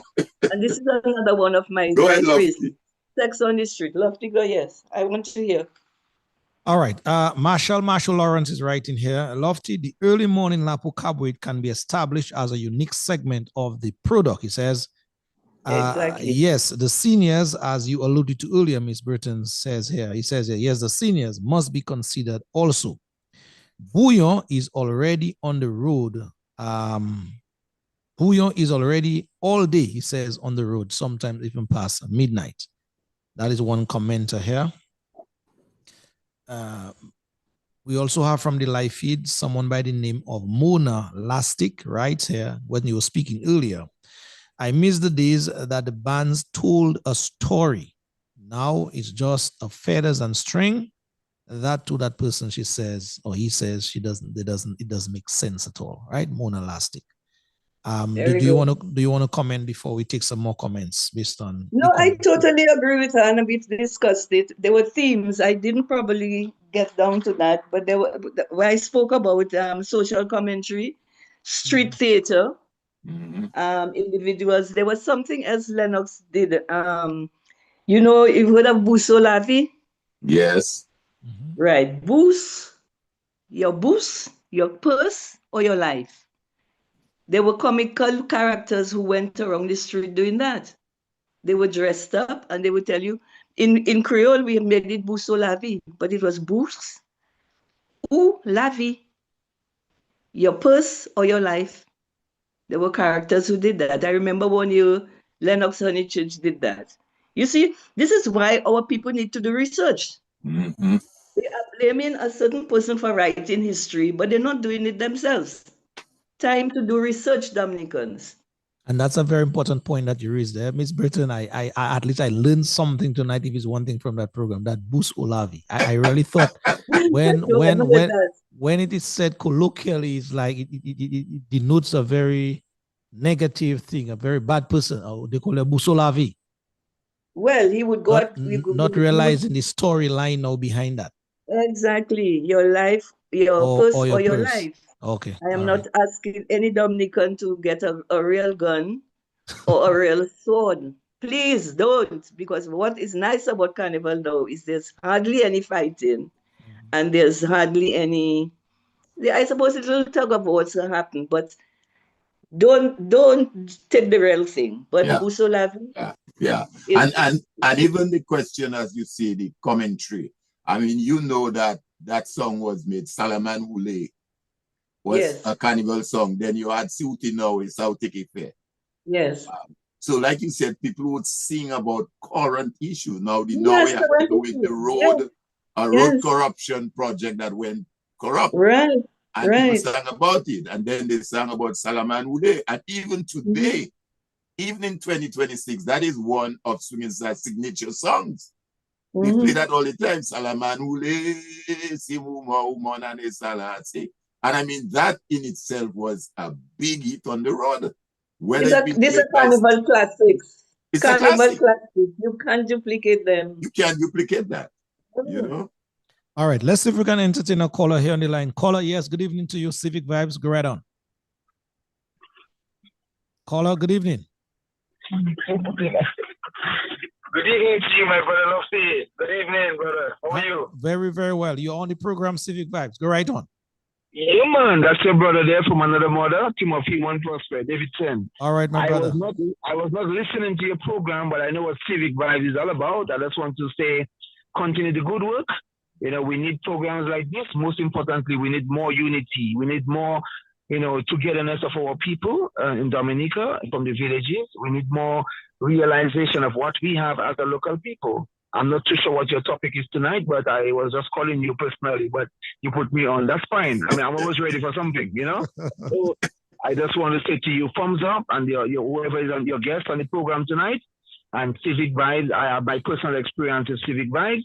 It's a very good program where you're highlighting and noting the good works of the people of the land, you know? And we really need to continue to build on that. So again, I'm not sure what your program is for tonight, but I just want to say thumbs up. We are discussing carnival celebrations back then and now in Dominica, the good, the bad, and the ugly side of it. Oh, okay. Well, I can give a little take on that from my personal experience. Go right on. I remember growing up as a young lad, my mom and dad from Mount Prosper, mommy used to prepare. Mommy had loved to go and dance, mom and daddy. And we used to go, it's like a day out for us. Mommy used to make sure she cook.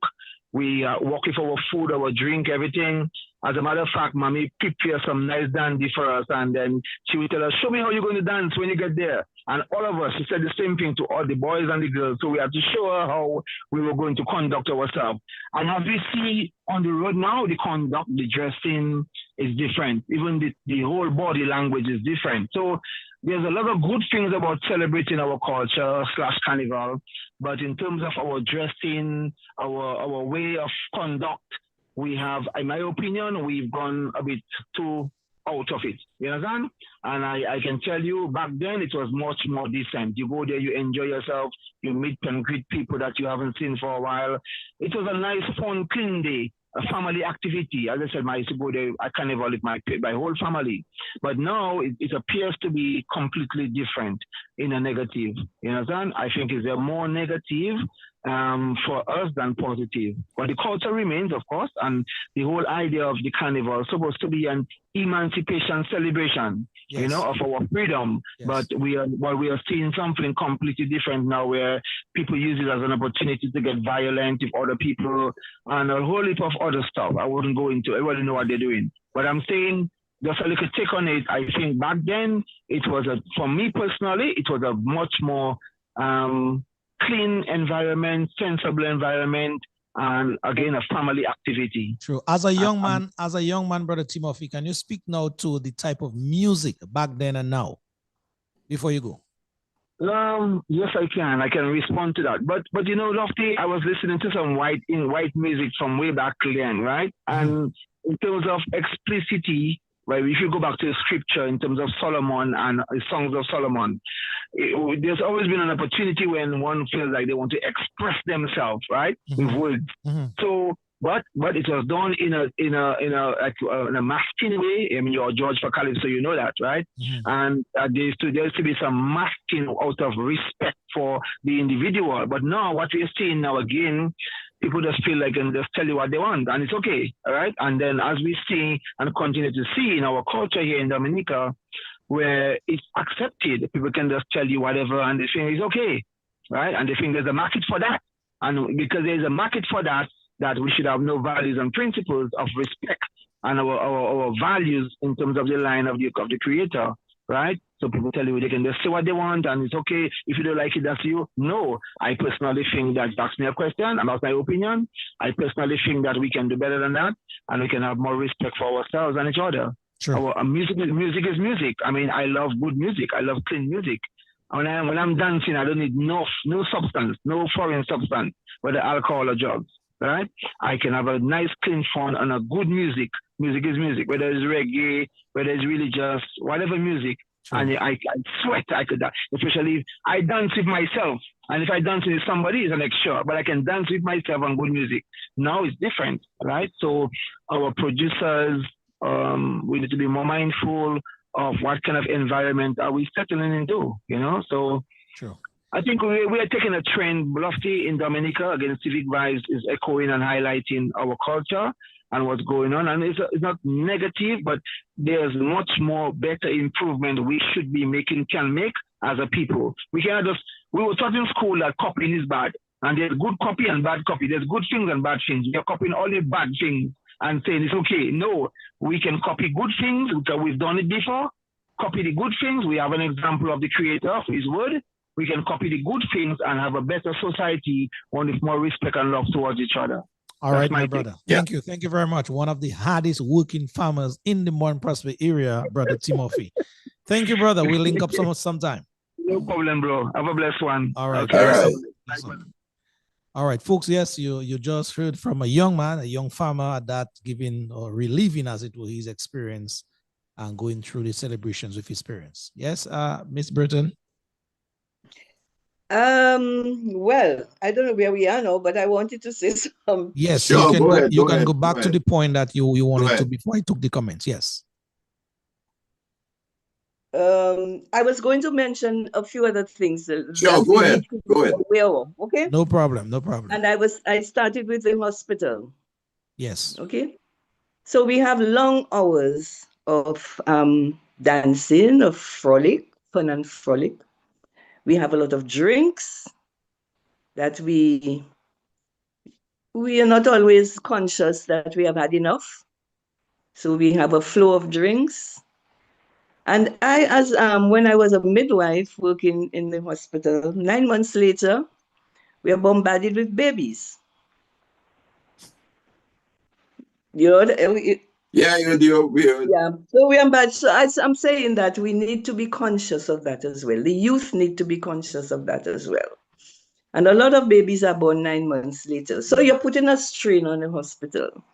Then there are little incidents, fights, and so casualty is full with little incidents that happen. Yeah. So I think we need to focus and be a little bit more responsible. You know, as this gentleman said that he wants a better society, a more peaceful society. So we need to look at the logical part of things, the consequences of our actions. So that is another aspect. When there's too much drink and too long hours of fun and frolic, then we do things that we shouldn't be doing, probably at that point in time. Yeah, while you're on that quickly, we've heard the view to express that there seems to be no control or regulation for young people consumption of alcohol. And carnival time, you see it even more prevalent. A young child at 15 or whatever goes to the bar and has his drink. Speak to that a little. What's your take on that? How do you think we might be able to address that? I don't know. Unless the bartenders refuse to serve them, I don't know whether there's this law in Dominica. I think there is, isn't there? But there is a law that prohibits the selling of I think there is liquor to underage children. But again, is the implementation of the law that is enforcement. Of the law, you know, that is and where people we have are after money, so they don't really pay much attention to that. But also from the homes, you know, they need to be taught from the homes. Know yourself. Daddy never prevented us. Our parents never prevented us from drinking alcohol. But he would always say to us, know yourself. When you have had enough, stop. And self-control. A lot of self-control is necessary. A lot of people feel that, oh, I can do what I want, it's all right. But you have to think of the consequences.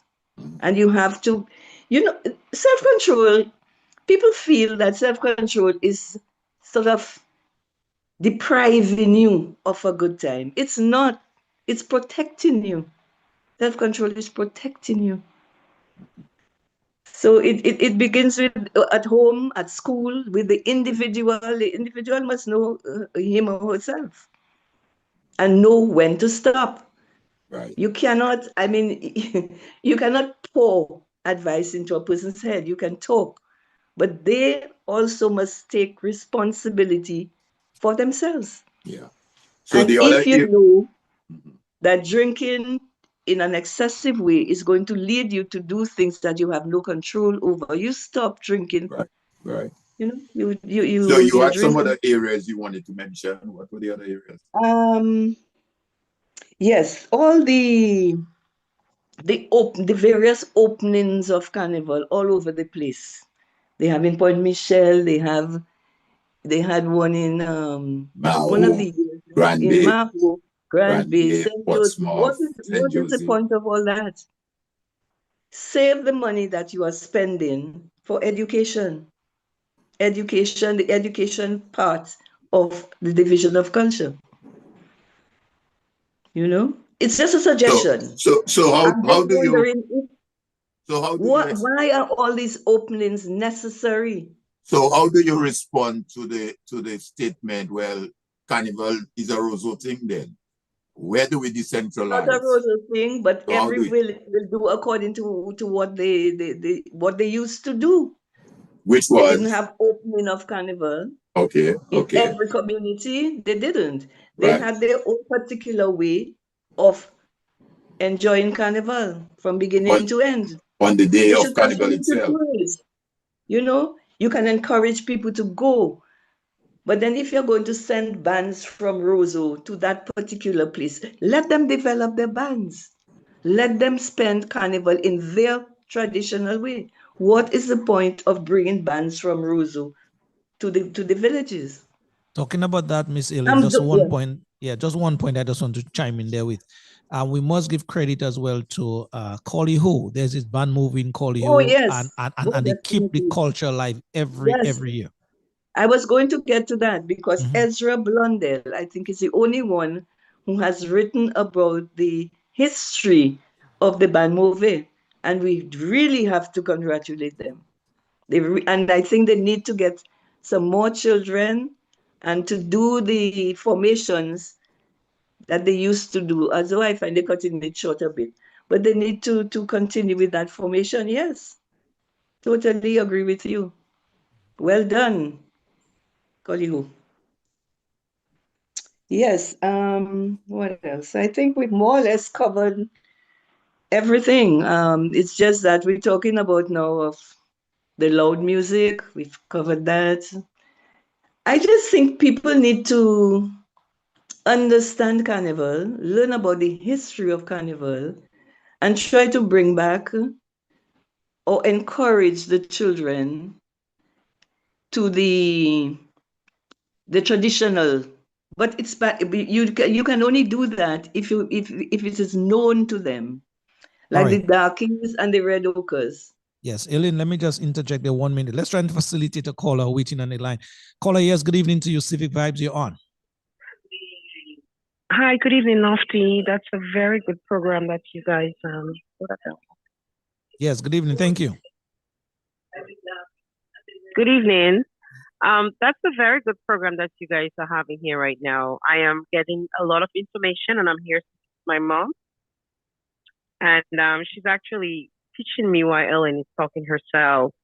Um, I just found out like the band movie, Pomisha used to have a lot of that, and then even if my dad, they would start the carnival in Point Michel, and then they would end up in town. So Pomisha would have a touch of it, and then they would end up in Newtown. I mean, you can't go to Newtown anymore, but they would end up in town. Mhm. So I think maybe even if the different villages have their own carnival, like having a little touch like my parents used to do before, like everybody would gather in the village, have a little blocko, and then would end up in town.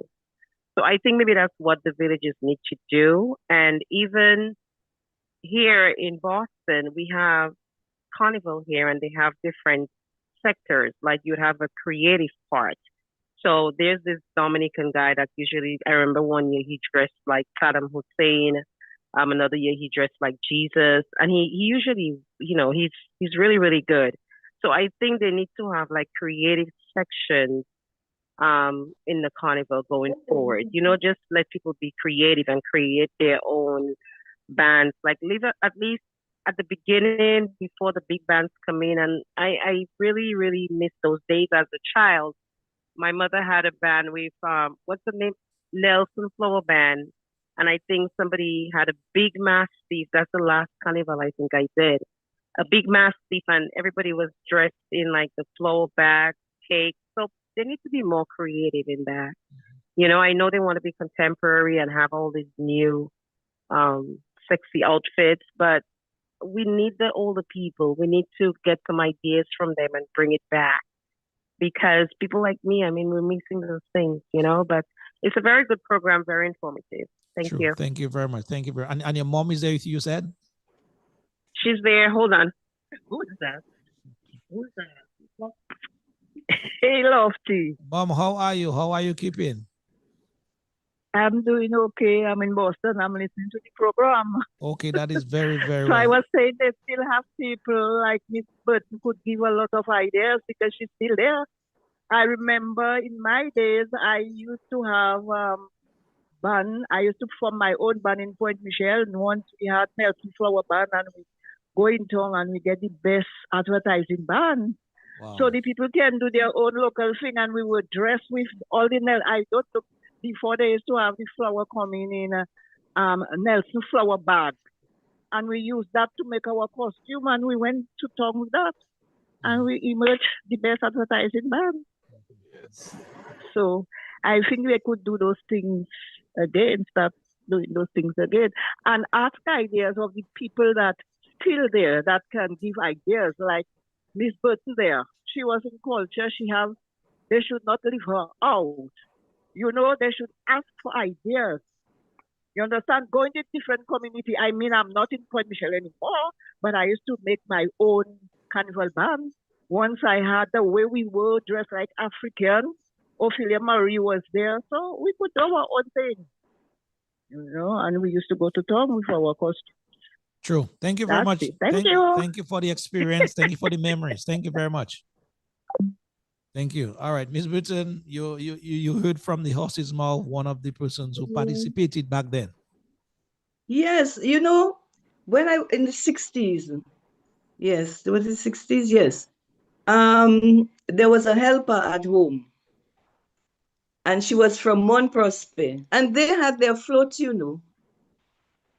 They organized their float, and what they would do, because Mont Prosper is like a vegetable basket, and they were asking people. She even had a song, and it ended, "We ask you eat more greens." And that's since the 60s, and I remember Beatrice quite well. They had their band in Mont Prosper, and they were dressed up. They had them on their truck, and they were singing, "We ask you eat more greens." So to get that creativity out of the villages, get it out of them, let them create. There's something I wanted to ask. Sure. Need some clarification, but I wish somebody from the Dominica Development, what is it? Discover Dominica Authority. And the Carnival Planning Committee. I need to understand what is real mass and what is old mass. Also, some clarification on the terms used for the prices. I don't find it very clear. Longest band, largest band in Juve, first Lapokabwit.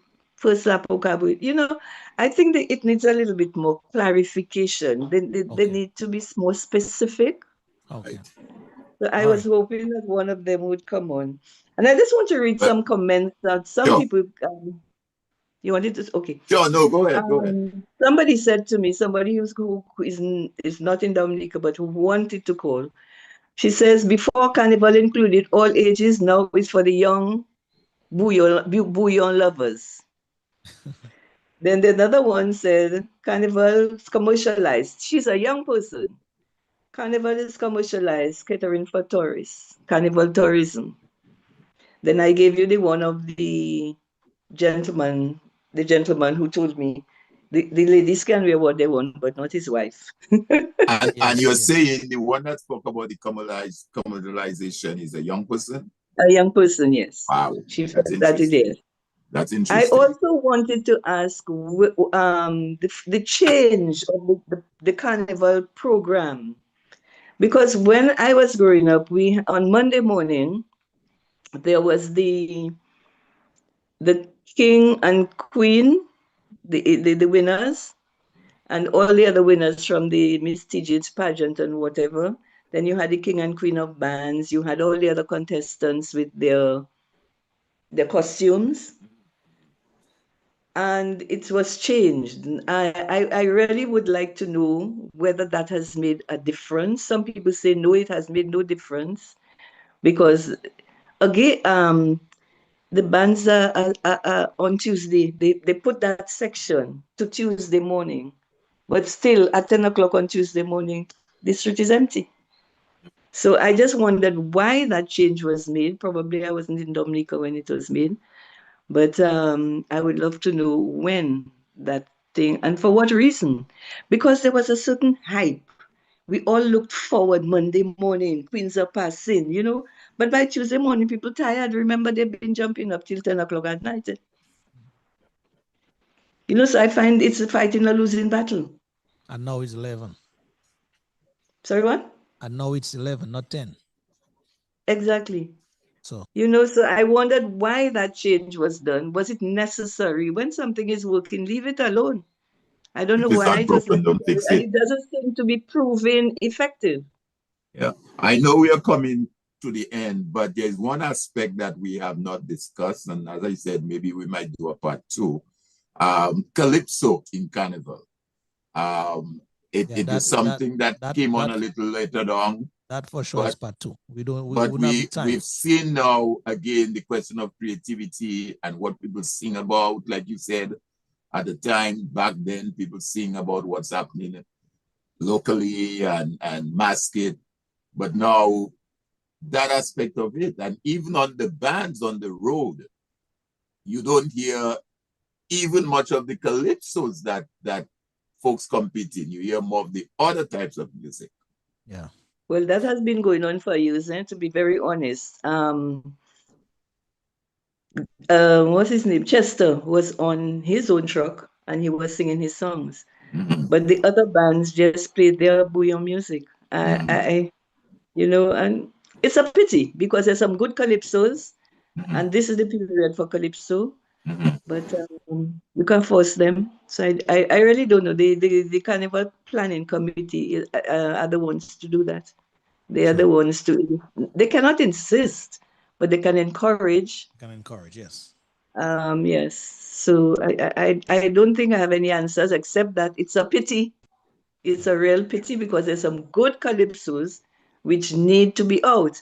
But I saw the St. Lucians and the Antiguans, the Trinidadians enjoying them so much with this bouillon that it might prove very difficult. Sure. All right, Miss Eileen Britton, we are on the morning tonight in terms of time and time that is. And so we want to thank you very much for taking time off your Sunday, your afternoon to be here with us to speak to some of your experiences, speak to some of your passion as it relates to the celebrations we call Carnival. And we want to thank you very much. Whenever you're called upon from Civic Vibes and there's very little hesitation to do so, and we appreciate that that aspect, that quality, and so we thank you very, very much indeed. Let me just now, on behalf of Civic Vibes, give you, the final thoughts, as it were, to wrap up this much needed conversation we just had. I would like Dominicans to just participate a little bit more in trying to maintain the traditional culture, because I think there is room for it within the modern sphere of Carnival, the modern trend of Carnival.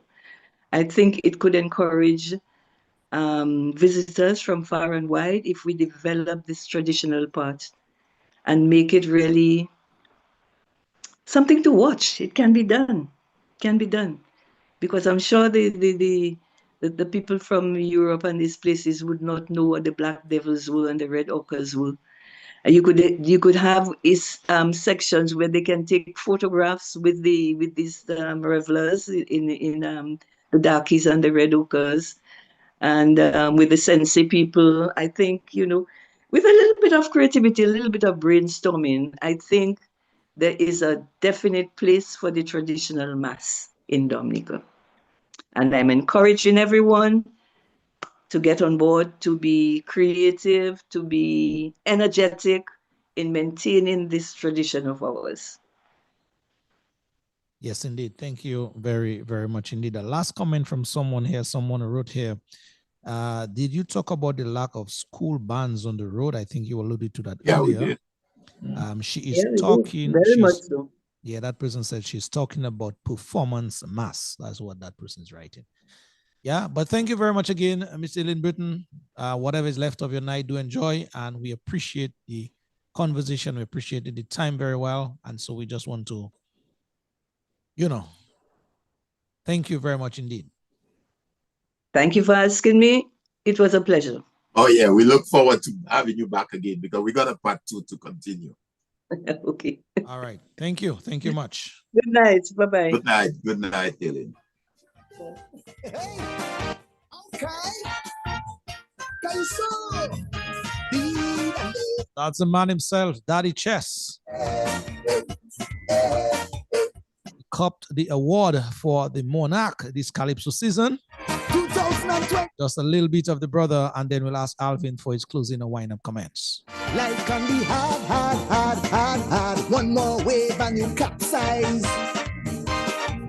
You already done tired, even before the sunrise. Your boss at your work pushing you like wheelbarrow. Your house have rain in the dry season, your pressure about to blow. So if your roof leaking and your bed wetting, fix it, change it. If your roof leaking and your house flooding, fix it, change it. Never get comfortable, say you living better than your neighbor. Cause life have a way to surprise and humble you later. If your roof fixing, Daddy Chess is saying fix it. If your roof is leaking, Alvin, fix it. I heard him loud and clear. Or change it. All right, Alvin, if your roof is leaking, brother, fix it. Yes. Alvin, your final thoughts, brother.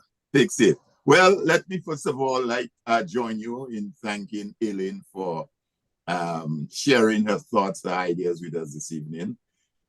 As you can see, this is someone who has a wealth of knowledge and information. And it's a pity sometimes we don't tap into that as a people.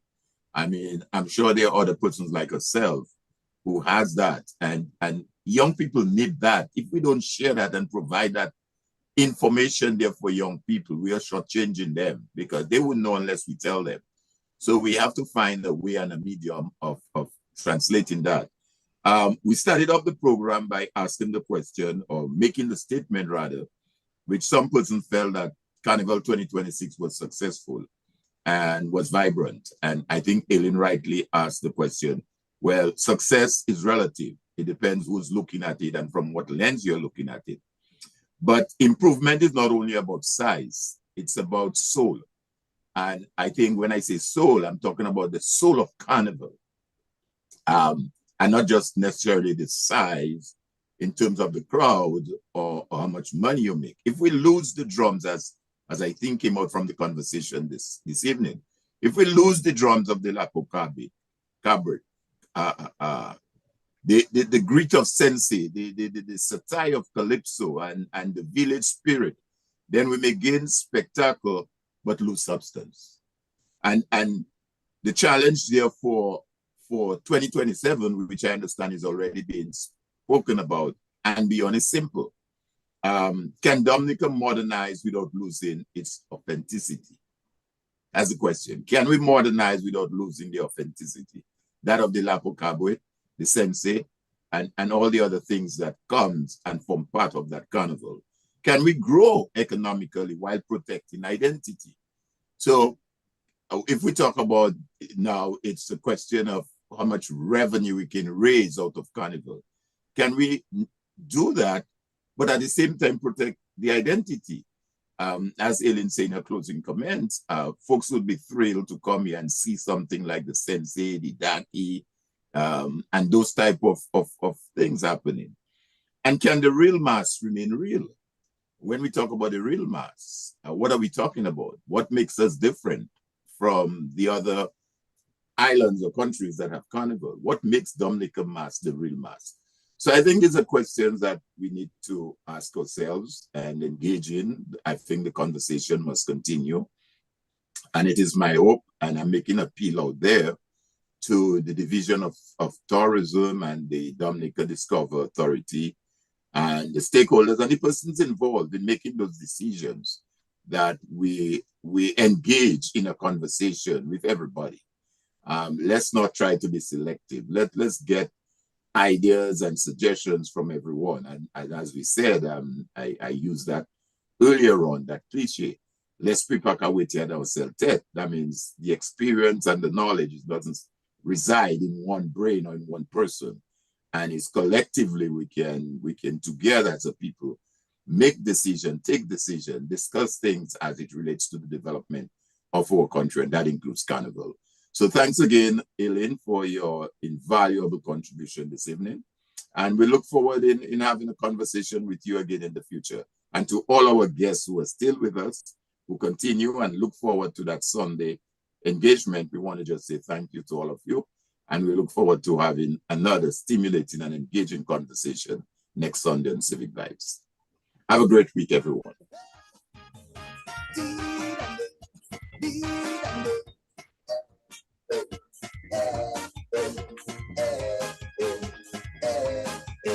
To the wife of the late brother, Mr. Alwyn Bully. That is Anita, that is. Good evening to you, my friend. As a husband and She said she tuned in late. But your home are content. But she agreed with Miss Aileen Britton when she said her Monday Mass really and truly needs to be reviewed. She patching her pleasure. So Anita, good evening to you, my friend. Hope all is well. Try to make up, she go deal with karma. So if your roof leaking and your bed wetting, fix it, change it. If your roof leaking, water creeping, fix it, change it. Never get comfortable, say you living better than your neighbor. So to all our fans, all our friends, all our followers, good evening to you. Rise and humble you. Thank you for the 2-hour company tonight, huh? If your house condition have you living under pressure. So we leave you with the man Daddy Chess tonight, entitled If Your Roof is Leaking, Fix It. Or change it. Hey. Or change it rather. Change it as well, he said. A good man down.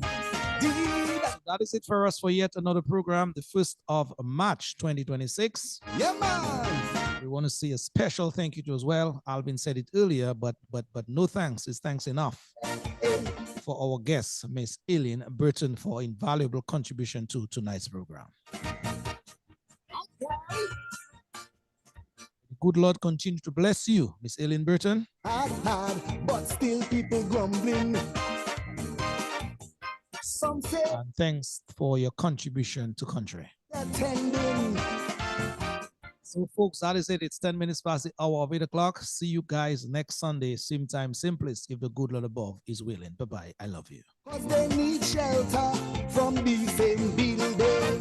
So if your roof leaking and your bed wetting, fix it, change it. If your roof leaking and your house flooding, fix it, change it. Never get comfortable, say you living better than your neighbor. Cause life have a way to surprise and humble you later. If your house condition have you living under pressure, you must fix it or change it. Yeah, man. Daddy Just did mama, mama, did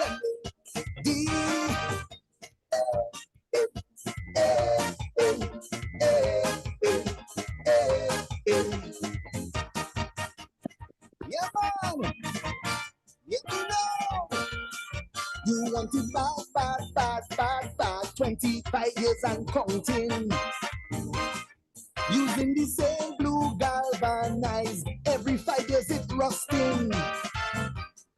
Until you fix your foundation, consult with planning. Strategize instead of bad talk, another man building. So, if your roof leaking and your bed wetting, fix it, change it. If your roof leaking and your house flooding, fix it, change it. Never get comfortable, say you living better than your neighbor. Cause life have a way to surprise and humble you later. If your house condition have you living under pressure, then you must fix it, run it, or change it. Yes, man. Hey, fix your roof. Yeah. 2026. Did